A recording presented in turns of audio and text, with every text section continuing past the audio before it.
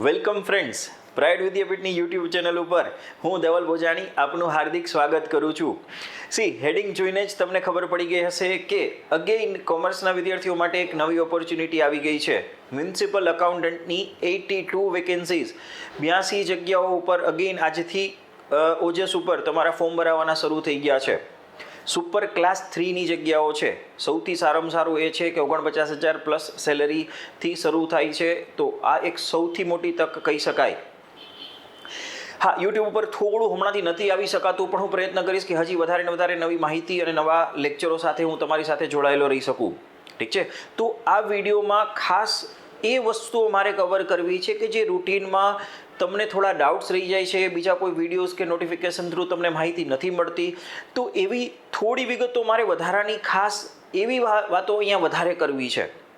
Routine તો નોટિફિકેશનમાંથી મળી જાય છે, કયા વિષયો છે, આ છે તે છે, સો એટલી બધી ડિટેલમાં નથી જવું, બરાબર છે. પણ એવી કેટલીય વાતો છે કે જે થોડી અનટચ છે, બરાબર. એ બધી વાતો મારે અહીંયા કવર કરવી છે. પ્લસ હું કઈ રીતે મારા કોર્સમાં કામ કરું છું, ઓડિટરમાં શું મારી હજી આગળ સ્ટ્રેટેજી છે, મારા કોર્સની થોડી વિગતો, એ બધી વાતો હું પણ લેટર સ્ટેજે વિડીયોમાં આગળ જતાં કરીશ. પણ એકદમ બધી મહત્ત્વની ઇમ્પોર્ટન્ટ વાતો જ મારે અહીંયા કવર કરવી છે. તો છેલ્લે સુધી જોડાયેલો રહેજો અને હું ટ્રાય કરીશ કે વિડીયો બહુ મોટો ન થઈ જાય, એકદમ કામની જે બીજે ક્યાંય નથી મળતી એવી જ વાતો આમાં છે. ઠીક છે, એક પછી એક વાતો મ્યુનિસિપલ એકાઉન્ટન્ટવાળી લેતા જઈએ. મેં થોડી સમરાઇઝ વસ્તુઓને કરેલી છે. 450 નંબરનું નોટિફિકેશન, 2026-27ની ભરતી, મ્યુનિસિપલ એકાઉન્ટન્ટ, 82 જગ્યાઓ. સારું કહી શકાય. શું કામ? સુપર ક્લાસ 3 લેવલની પોસ્ટ છે. આજથી જ ફોર્મ ભરાવાના સ્ટાર્ટ થઈ ગયા છે. 1 ઓગસ્ટથી 21 ઓગસ્ટ સુધી ફોર્મ ભરાશે. અને હું જ્યારે કોમર્સની વાત કરું છું તો આ લોકોની એલિજિબિલિટી થોડી વાઇડ છે, ખૂબ સારું છે. ઘણા બધા વિદ્યાર્થીઓને તક મળી શકે છે કે ખાલી બીકોમ નહીં, જેમ એકાઉન્ટ ઓફિસરમાં થોડું બીકોમને એવા સ્પેસિફિક ક્રાઇટેરિયા છે, એમ આમાં થોડા ક્રાઇટેરિયા સારા છે, ડિટેલ છે, જે પણ હું આમાં કહું છું. હા, જો એજ લિમિટ 21/8ના 20 વર્ષથી ઓછી નહીં. જો મારી પાસે લગભગ 3 કેસ ઓડિટરમાં એવા આવ્યા હતા કે ઓડિટરની ફર્સ્ટ ભરતી વખતે એ લોકોની એજ નહોતી થતી. સેકન્ડ ટાઈમ જ્યારે ભરતીમાં વધારો થયો ત્યારે નોટિફિકેશન એ લોકોએ ઓરિજિનલ જે હતું એ રાખ્યું, તો એ લોકોને એજ લિમિટમાં પ્રોબ્લેમ થતો હતો. તો જે નવા વિદ્યાર્થીઓ છે, જે લોકો ઓડિટરમાં ફોર્મ ભરવા માટે એલિજિબલ નથી થયા અને એ લોકોનું ગ્રેજ્યુએશન પૂરું થયું છે અને ખાસ એ લોકોની એજ પણ અહીંયા કમ્પ્લીટલી એલિજિબલ થઈ જાય છે, તો નવા વિદ્યાર્થીઓ માટે આ ખાસ ઓપોર્ચ્યુનિટી છે કે જે ઓડિટરમાં નહોતા એલિજિબલ થતા, ઓડિટર સબ ઓડિટરમાં, એ મ્યુનિસિપલ એકાઉન્ટન્ટમાં એલિજિબલ થઈ જશે. થોડા ટાઈમ માટે રહી જતા હતા. તો એવા 2-3 લોકો મારા ધ્યાનમાં આવ્યા હતા, મને ફોન આવ્યા હતા, તો એ લોકો માટે એક સૌથી સારી ઓપોર્ચ્યુનિટી છે, બરાબર છે. અને અપર સાઇડ 35 વર્ષથી વધુ નહીં. ઠીક છે, સ્પેસિફિક જે કેટેગરીના રિલેક્સેશન મળે છે એ તમને મળશે. પગાર 49,600 સુપર ક્લાસ 3નો ઓડિટરવાળો જે ઓલામાં પગાર આવે છે, PSI કે DYSO જે કહેવાય, એ બધાનો જે પગાર સ્કેલ આવે એ લેવલનો પગારનો સ્કેલ છે, જે સારામાં સારી વસ્તુ છે. હા, એલિજિબિલિટીમાં સેમ ઓડિટરમાં જે ક્વોલિફિકેશન છે, BCA, BCom, BBA, BSc, BA, આ બધા લાગુ પડે છે. જેમાં ખાસ કરીને BSc હોય તો મેથ સ્ટેટ હોય, અથવા BA હોય તો સ્પેસિફિકલી જે કેટેગરીમાં એ લોકોએ લખેલું છે એટલા લોકો આમાં એલિજિબલ થઈ શકે છે. મતલબ ખાલી કોમર્સ એટલે કે BCom નહીં, પણ એટલીસ્ટ બીજા જે ફિલ્ડના લોકો છે એ લોકોને પણ આનો લાભ મળી શકે છે. અને જો ઓડિટરની તૈયારી ઓલરેડી કરો છો અને આ એક બોનસ છે, સમજાય છે, તો આ એક બોનસ છે. હા, તો આ બેઝિક વાતો તમને નોટિફિકેશનમાં પણ મળે છે. પ્રિલિમ્સ અને મેઇન્સ બે કેટેગરીમાં, 2 ભાગમાં એક્ઝામ છે. પ્રિલિમ્સ 150 માર્કની, જેમાં 50 માર્કના નોન ટેકનિકલ વિષયો એટલે કે બધા જનરલ સ્ટડીઝના વિષયો આવી જાય 20 માર્કમાં, હિસ્ટ્રી, જ્યોગ્રાફી એ બધું, કરંટ અફેર્સ ને એ બધું. 10 માર્કનું ઇંગ્લિશ, ખાસ કરીને આમાં 20 માર્કમાં એ બધા સબ્જેક્ટ્સ આવી જાય. 10 માર્કનું ઇંગ્લિશ ગ્રામર, 10 માર્કનું ગુજરાતી ગ્રામર, બરાબર છે, પ્લસ ક્વાન્ટ રિઝનિંગ 10 માર્કમાં, આ બધું છે. અને ટેકનિકલના 100 માર્ક્સ છે. મતલબ કે 150 માર્ક્સની પ્રિલિમ્સ છે, જે મોટા ભાગે તમને ઓડિટરવાળાને તો ખબર છે, અને જે લોકો નવા છે એ લોકો માટે ખાસ આટલી માહિતી છે. હું આમાં બહુ વધારે સમય નથી લેતો, પણ મારી ઘણી બધી આગળ ઇમ્પોર્ટન્ટ વાતો કરવાની છે, જે સૌથી મહત્ત્વની છે, જે તમને બીજે ક્યાંય નથી મળતી. તો બીજી બાજુ, હા, મિનિમમ 40% નો ક્રાઇટેરિયા છે, એટલે કે એટલા તો તમારે લેવા જ પડશે.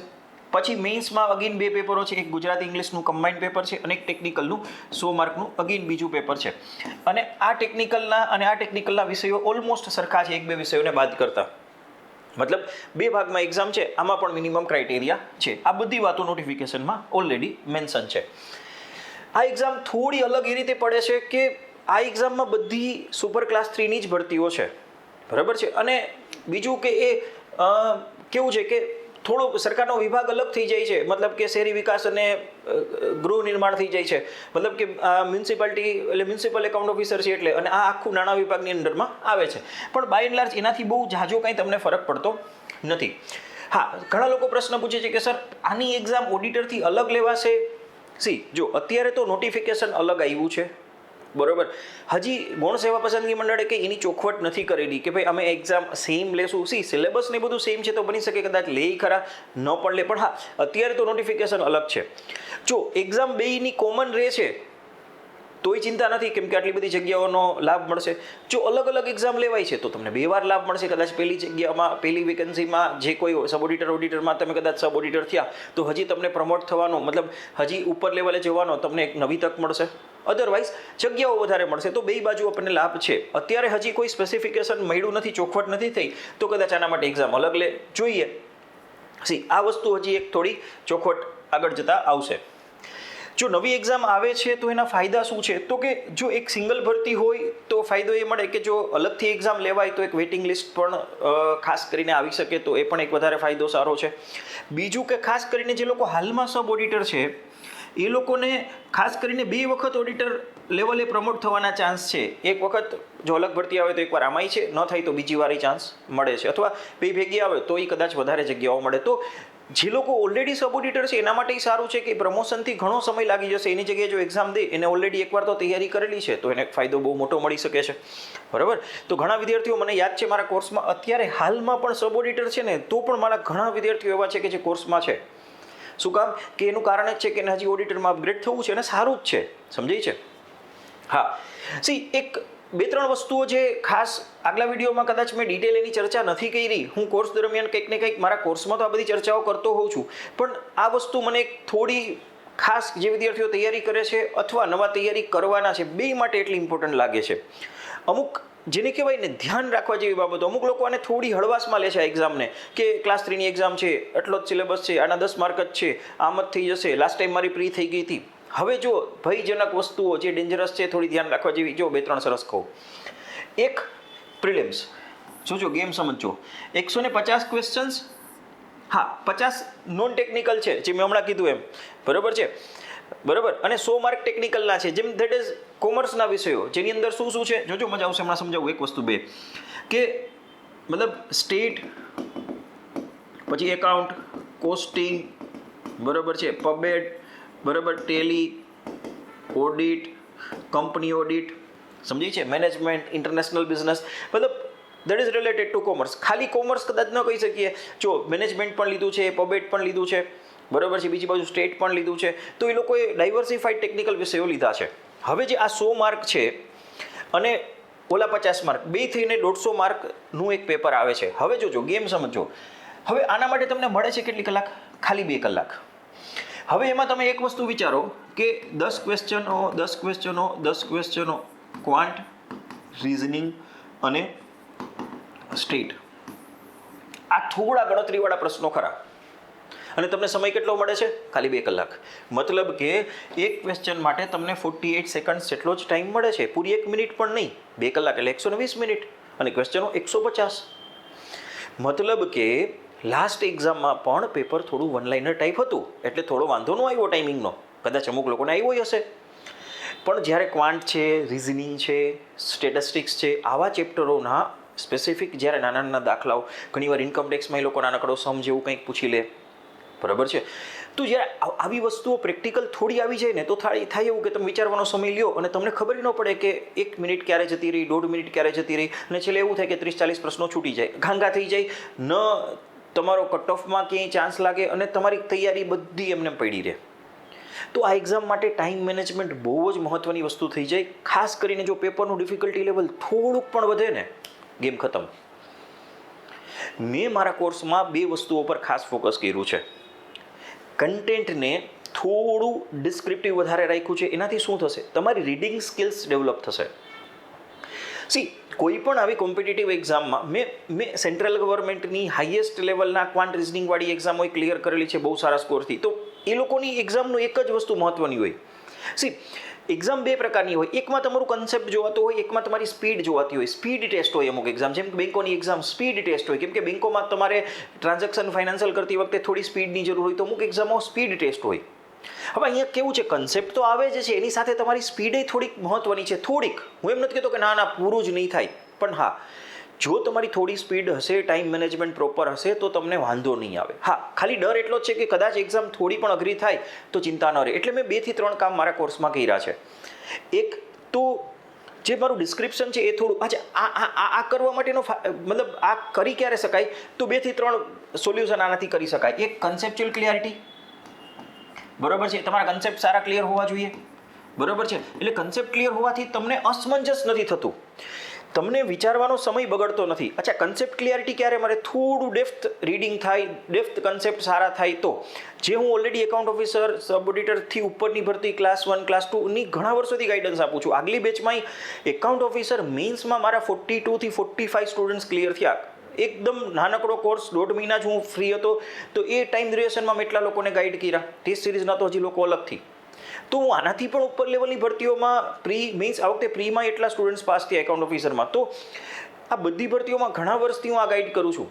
સો હા હું બહુ એવા મોટા નામ છાપવા કે એટલા બધાની વાતો હું નથી કરતો. ઇવન હું તો 8-10 વર્ષથી આ ફિલ્ડમાં છું, 8 વર્ષથી તો હું સ્પીપામાં છું. એવરી યર IAS IPS થાય છે એ ઓલમોસ્ટ મારા સ્ટુડન્ટ્સ હોય છે. એટલા પર્સનલી એની સાથે રિલેશન હોય છે. એ લોકો તૈયારી કરતા હોય એ વખતના ફોટા હોય છે, પણ હું એનો કોઈ કારણસર એટલો બધો કોઈના પર્સનલ ફોટોઝ સાથેના મારા ફોટોઝને એટલું બધું હાઇલાઇટ મને થોડી ઓછી ટેવ છે. જરૂરી હશે તો હું બધાના પુરાવો આપીશ, કંઈ મતલબ મારે ખરેખર પુરાવો આપવાની જરૂર પણ નથી એટલા બધા કે મારા આટલા વિદ્યાર્થીઓ આમ છે કે નહીં. પણ હા 5000 વિદ્યાર્થીઓ એકદમ પ્રીમિયમ ટુ પ્રીમિયમ ઇન્સ્ટિટ્યુશન્સ જે ગુજરાતના ફેમસ છે ત્યાંથી મારી પાસેથી ભણી ગયા છે. સ્પીપામાંથી એટલા ભણી ગયા છે કદાચ. તો એટલા બધા વિદ્યાર્થીઓ એટલી બધી સારી જગ્યાએ છે, એટલે એ ચિંતા નથી. પણ મારું બહુ નાનકડી વાત અહીંયા એ છે કે તમે જ્યારે એક્ઝામ દેવા જાઓ છો ત્યારે હું તમને શું હેલ્પ કરી શકું છું, દેટ્સ ઓલ. બાકી બીજા શું થયા એનાથી તમને કંઈ ફરક ન પડતો હોવો જોઈએ. તો અહીંયા મારે તમને એક જ વસ્તુ કહેવાની છે કે જો 2 કલાક છે તો જો થોડી તમારી કન્સેપ્ચ્યુઅલ પ્રેક્ટિસ ઓછી હશે તો તમને એક્ઝામના પહેલા પ્રશ્ન સોલ્વ કરતા વાર લાગશે. બીજું ઘણા લોકો જે નવા છે એ લોકોની રીડિંગ સ્પીડ અને રાઇટિંગ સ્પીડ ઓછી છે. એ સમય જતાં ઇમ્પ્રૂવ થાય. એટલે મારું મટીરિયલ પ્રોપર સમજાય એવું ડિટેલ છે કે જેનાથી થોડું હું બધાને કહું છું આ પહેલાં પૂરું કરો, આટલું પ્રોપર મટીરિયલ પૂરું કરો. અને મેં કોર્સના વિદ્યાર્થીઓને ના પાડી હતી ને કે ભાઈ ફિઝિકલ મટીરિયલ નથી, તોય મેં જ્યારે બનાવ્યું ને તો બધા લોકોને ફ્રી આપ્યું પાછળથી પણ. તો મારા કોર્સની સાથે મેં ફ્રી રાખ્યું અને એકદમ ડિટેલ રાખ્યું છે, જેમાં પ્રી મીન્સ બંને કવર થાય. એટલે એક રીડિંગ લાગી ગયું હોય તો 2 ફાયદા થાય, કન્સેપ્ચ્યુઅલ ક્લિયરિટી વધી જાય. અને આખું એક સ્માર્ટ ઓડિટર જ્યાંથી નામ આપ્યું છે ત્યારથી આ બધો એનો જ ભાગ છે કે એક નાના મુદ્દા ઉપર હું કેટલી વાર વિચાર કરું છું કે આમાં શું હજી સારું થઈ શકે. બીજું કે જ્યારે તમે ડિટેલ વાંચેલું છે તો કોઈ નાના મોટો મુદ્દો ક્યાંયથી કોર્નરમાંથી ક્વેશ્ચન આવે છે તો તમારે વિચારવું ન પડે. એટલે એ પ્રી પ્લસ મીન્સનું આખું થિયરી મટીરિયલ કોમન છે. સાથે શું તો કે જો તમારો ટાઈમ કોણ ખાઈ જશે તો કે 1 માર્કના દાખલા ખાઈ જશે. કદાચ પૂછી લે તો 3 જો ક્વાન્ટમાં, રિઝનિંગમાં, સ્ટેટમાં અથવા અકાઉન્ટ્સમાં કોઈ વખત આવી શકે, પછી બીજા કોઈ ઇન્કમ ટેક્સમાં કંઈ આવી શકે. તો મેં મારા 10 સબ્જેક્ટ્સ છે જ્યાં ક્વાન્ટ રિઝનિંગ તમે CCEમાં કે કોઈ બીજી ભરતીમાં કરતા હશો એમાં ચિંતા નથી, એનું સાહિત્ય નેટ ઉપર એટલું અવેલેબલ છે. જે કોમર્સના વિષયો છે તો જ્યાં શક્ય બને છે, જ્યાં જરૂરી છે ત્યાં 1 માર્કના દાખલા મારી બુકમાં મૂક્યા છે, જે તમને એક મોટા ગેમ ચેન્જર સાબિત થઈ શકે, ક્યાંય એક્ઝામમાં તમારો સમય બચાવવામાં કામ આવી શકે.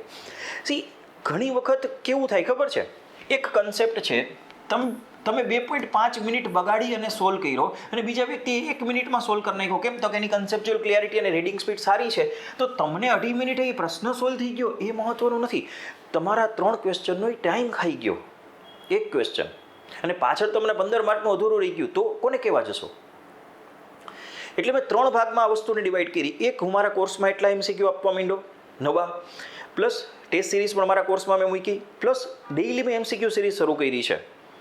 ડેઇલી MCQ એટલે રોજ હું 30 MCQ આપું છું. અને એમાંય મેં શું કર્યું છે, 30% MCQ થોડા વિધાનોવાળા રાખ્યા છે.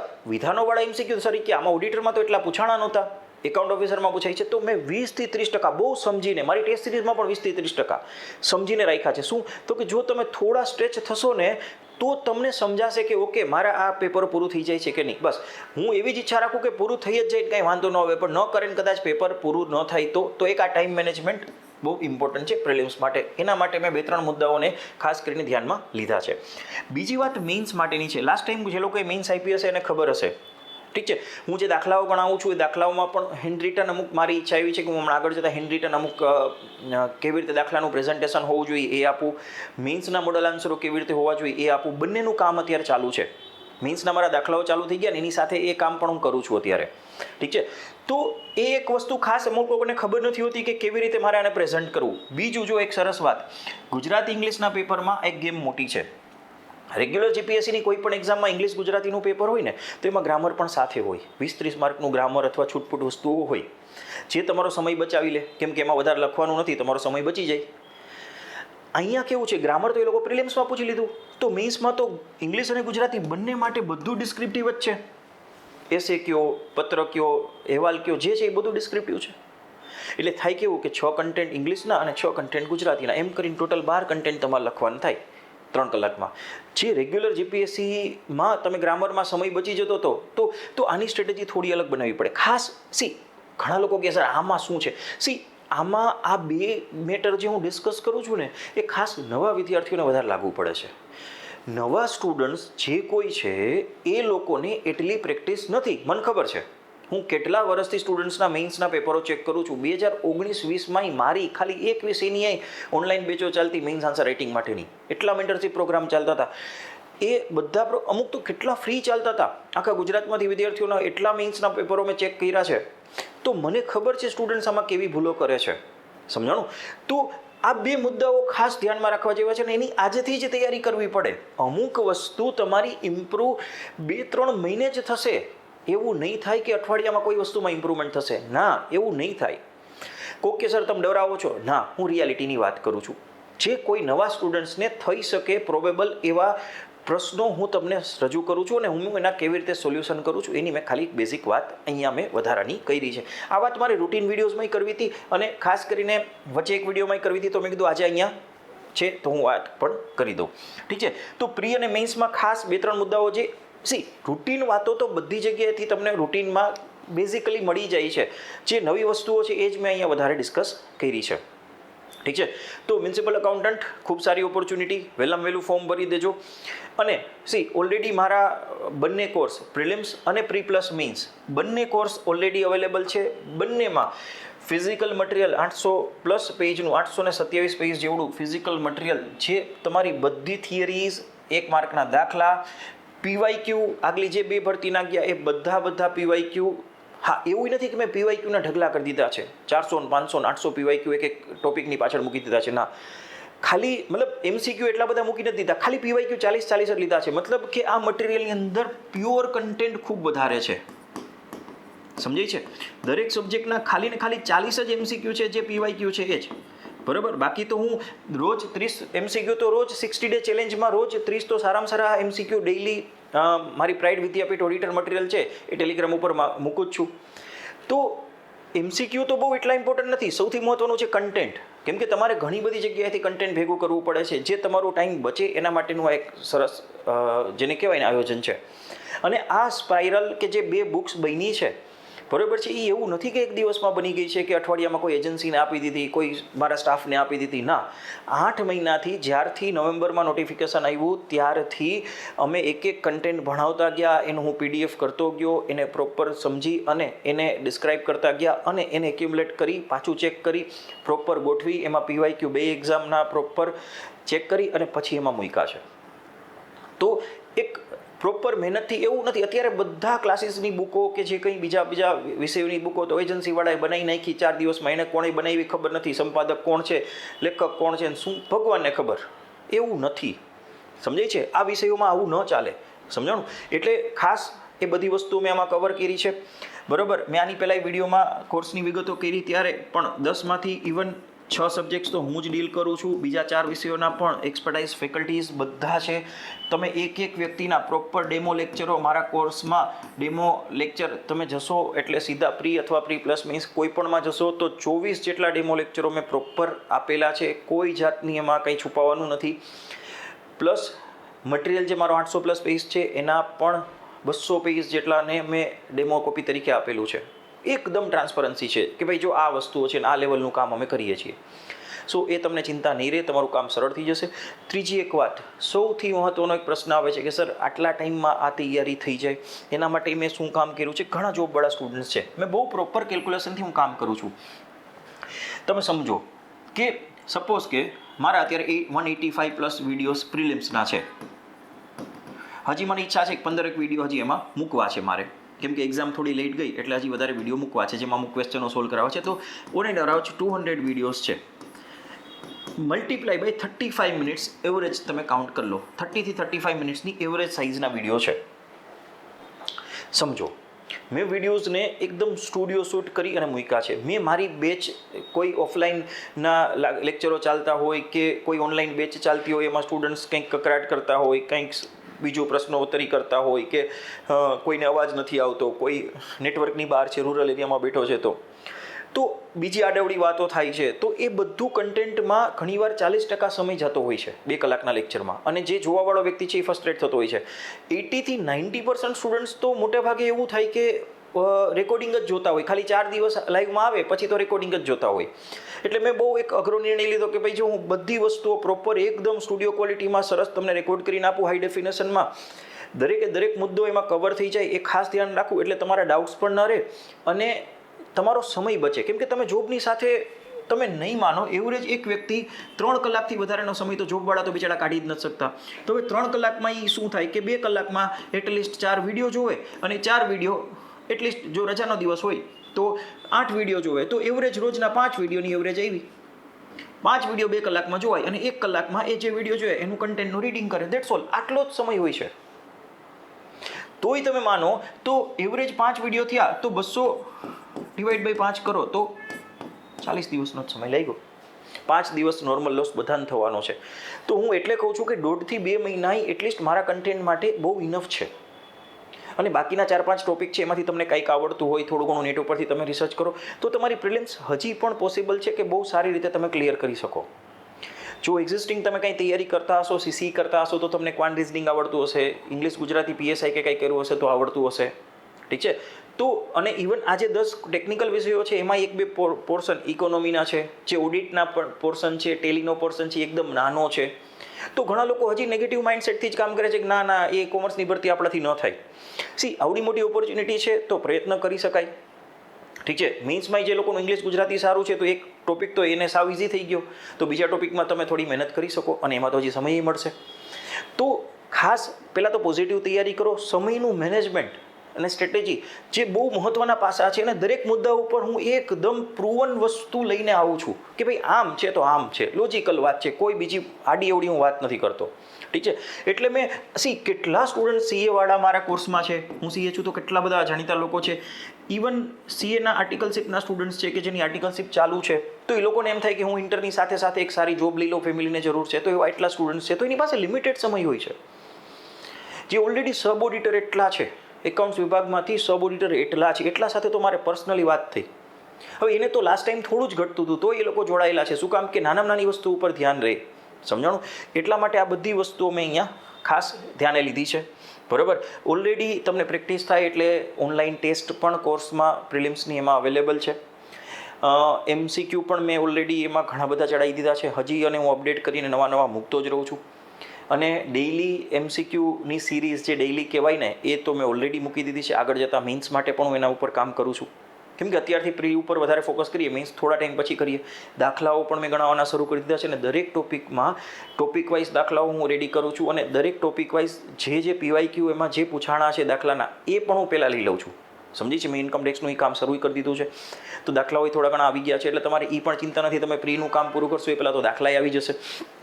તો આ આખી પ્રોપર સ્ટ્રેટેજી સાથે હું ઓલરેડી આમાં ઓડિટર સબ ઓડિટરમાં પહેલા જ દિવસથી જ્યારથી નોટિફિકેશન આવ્યું છે જે ઓરિજિનલ ત્યારથી કામ કરું છું.